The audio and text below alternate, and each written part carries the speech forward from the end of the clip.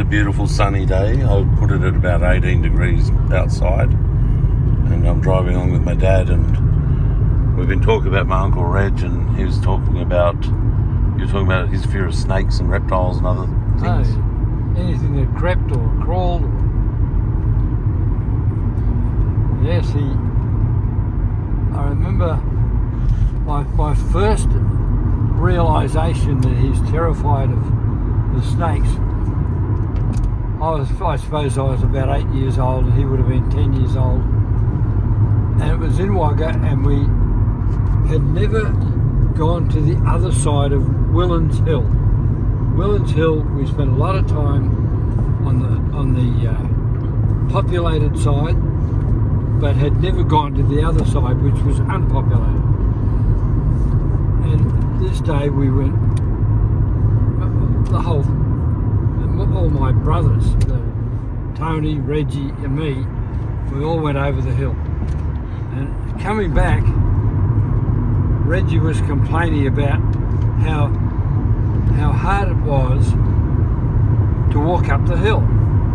So he reached for a stick, but he didn't pick up a stick. He picked up maybe a metre and a half long goanna. This goanna instantly reacted by running straight up his right hand side and down the other side, and Reggie got up that hill before the rest of us. He just bolted uphill, and it was quite a slope. But later on, when he was about, I think he'd have been 18, we were doing a milk run together in Wagga, which was always done early in the morning from say 1 o'clock till 6 in the morning, which meant it was pitch dark. And this one night, Reggie and I were there when a prowl car pulled up, and it's loaded with police. And they said, just be careful where you go. There's been 2 violent criminals escaped from the lockup.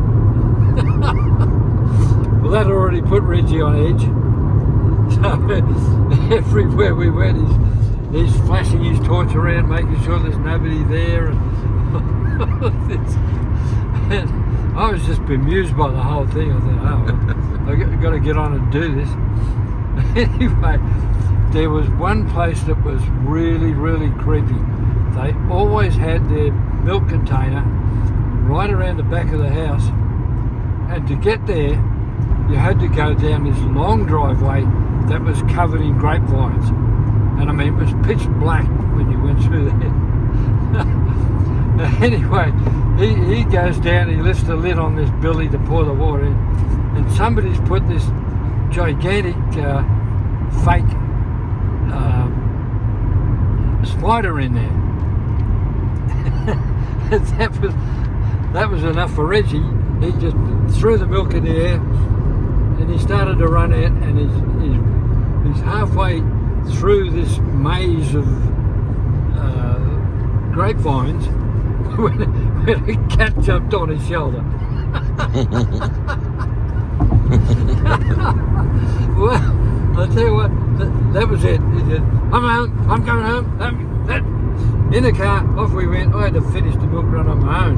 And here I am, 13 or 14, no licence, but driving the old FJ Holden utility. I never heard about these two guys escaping, whether they got caught or not, but I don't think Reggie cared very much. What between cats and spiders and crims, he'd had enough for the rest of his life, I think.